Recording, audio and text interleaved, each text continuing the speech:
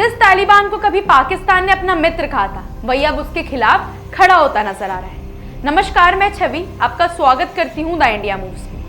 पाकिस्तान और तालिबान के बीच चल रही तनातनी अब एक नए मोड़ पर पहुंच गई है, क्योंकि पाकिस्तान के रक्षा मंत्री ख्वाजा आसिफ ने खुलकर कहा है कि तालिबान अब भारत का प्रॉक्सी वॉर लड़ रहा है। यानी तालिबान सीधे पाकिस्तान से नहीं बल्कि भारत के इशारों पर काम कर रहा है। सोचिए, जो तालिबान कभी पाकिस्तान के समर्थन से सत्ता में आया था, वही आज इस्लामाबाद के खिलाफ खड़ा दिखाई दे रहा है।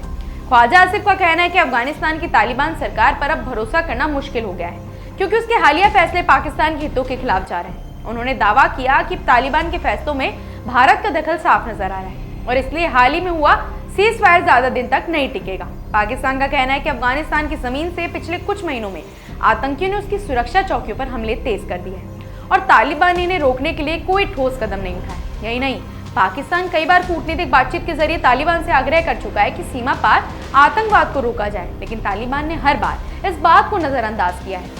अब पाकिस्तान के मंत्री कह रहे हैं कि काबुल भारत के इशारे पर चल रहा है और इस वक्त अफगानिस्तान पाकिस्तान के खिलाफ भारत की रणनीतिक लड़ाई लड़ रहा है। दिलचस्प बात यह है कि कुछ वक्त पहले तक पाकिस्तान तालिबान की तारीफ करता था, उसे भाईचारा बताता था, लेकिन अब वही तालिबान उसके गले की हड्डी बन गया है।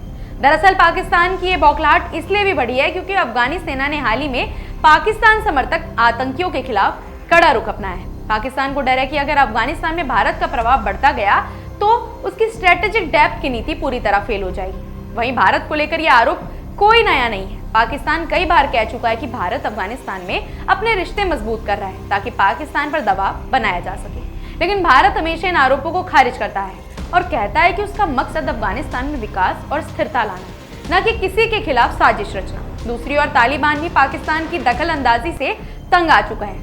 वह चाहता है कि पाकिस्तान उसकी सरकार में दखल देना बंद करे और अफगानिस्तान को स्वतंत्र रूप से चलने दे। पाकिस्तान का आरोप है कि तालिबान भारत के साथ संपर्क बढ़ा रहा है और उसकी नीति अब पूरी तरह बदल चुकी है।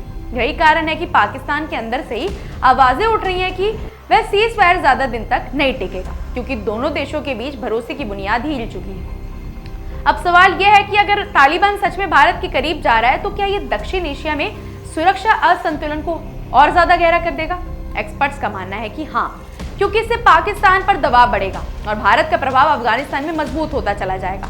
वहीं अफगानिस्तान और पाकिस्तान के बीच बढ़ता तनाव आने वाले समय में क्षेत्रीय स्थिरता के लिए खतरा भी बन सकता है। कुल मिलाकर ये पूरा मामला सिर्फ तालिबान या पाकिस्तान तक सीमित नहीं है, बल्कि इसमें भारत, आतंकवाद, राजनीति और कूटनीति सब कुछ एक साथ उलझा हुआ है। अब देखना ये होगा कि पाकिस्तान ये आरोप कितने सही साबित होते हैं या फिर ये उसकी अपनी नाकामी छिपाने की कोशिश है। पर इतना तो तय है कि तालिबान और पाकिस्तान का ये रिश्ता अब पहले जैसा नहीं रहेगा और दक्षिण एशिया की सियासत में एक नया अध्याय शुरू हो चुका है। फिलहाल ऐसी अपडेट्स के लिए जुड़े रहिए हमारे चैनल द इंडिया मूव्स के साथ।